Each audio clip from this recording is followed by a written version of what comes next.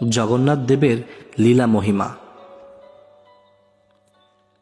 কুরুক্ষেত্রের যুদ্ধের পর প্রায় অনেক দিন কেটে গেছে। শ্রীকৃষ্ণ তখন দ্বারকায়।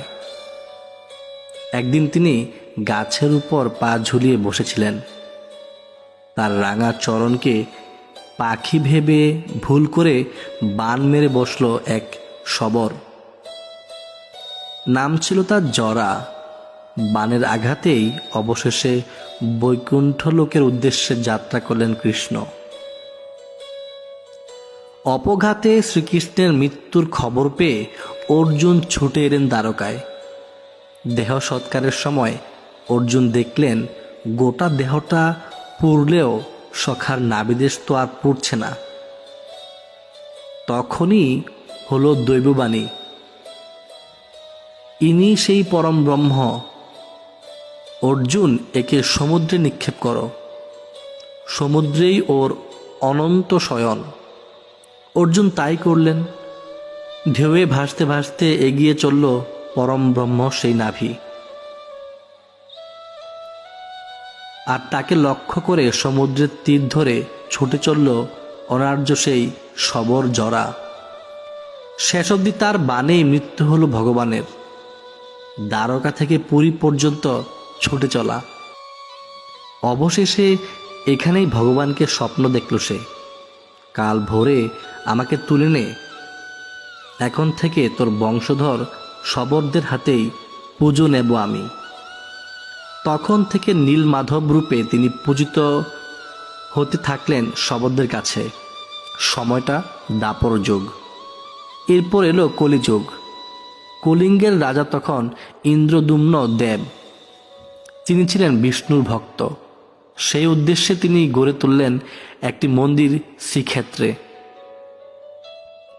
এখন আমরা তাকে চিনি জগন্নাথ ধাম রূপে, কিন্তু মন্দিরে বিগ্রহ নেই।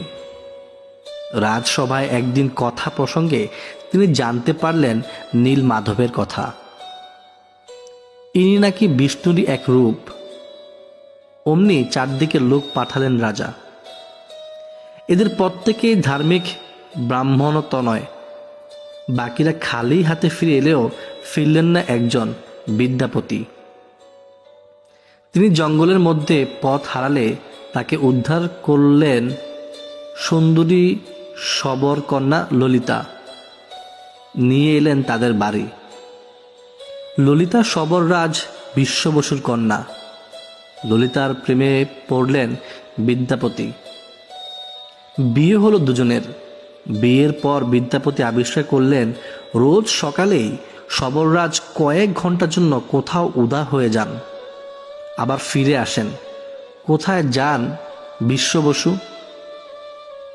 স্ত্রীকে প্রশ্ন করতে বিদ্যাপতি জানতে পারলেন জঙ্গলের মধ্যে একটি গোপন জায়গায় নীল মাধবের পূজা করতে যান শবররাজ বিশ্ব বসু। নীল মাধবের সন্ধান যখন পাওয়া গেছে তখন আর ছাড়ার নয়।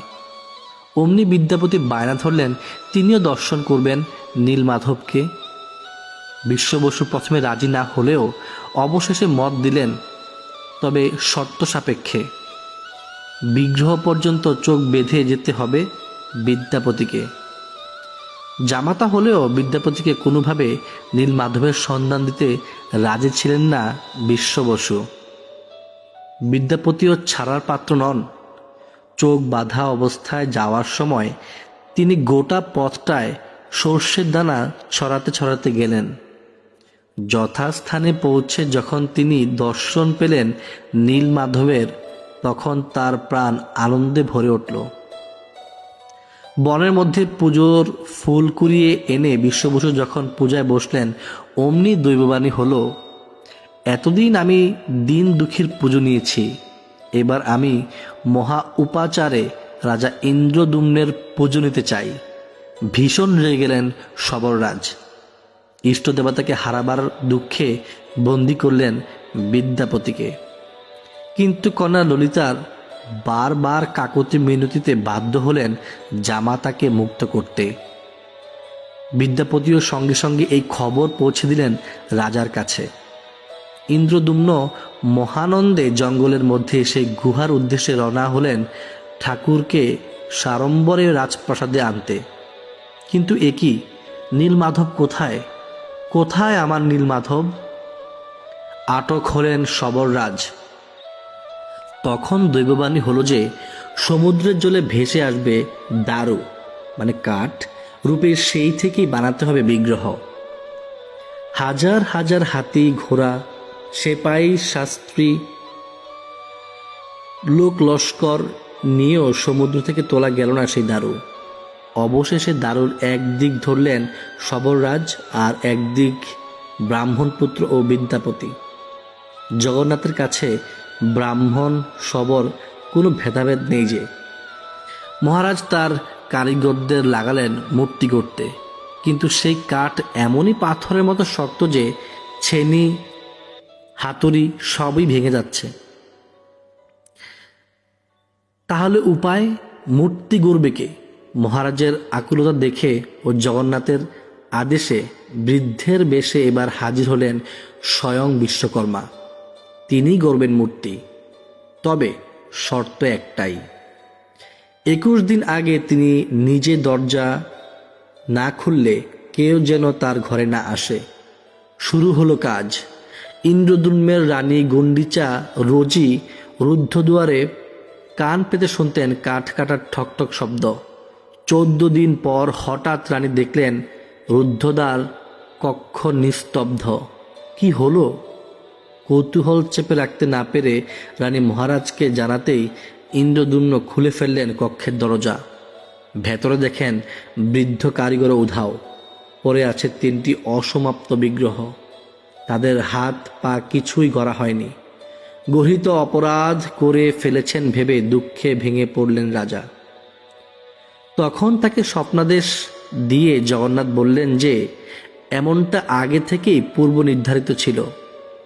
তিনি এই রূপেই পূজিত হতে চান।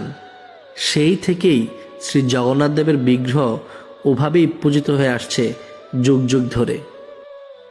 জগন্নাথ দেবের এই লীলা মহিমাটি যদি আপনাদের ভালো লেগে থাকে তাহলে অবশ্যই শেয়ার করে দিবেন। জয় জগন্নাথ।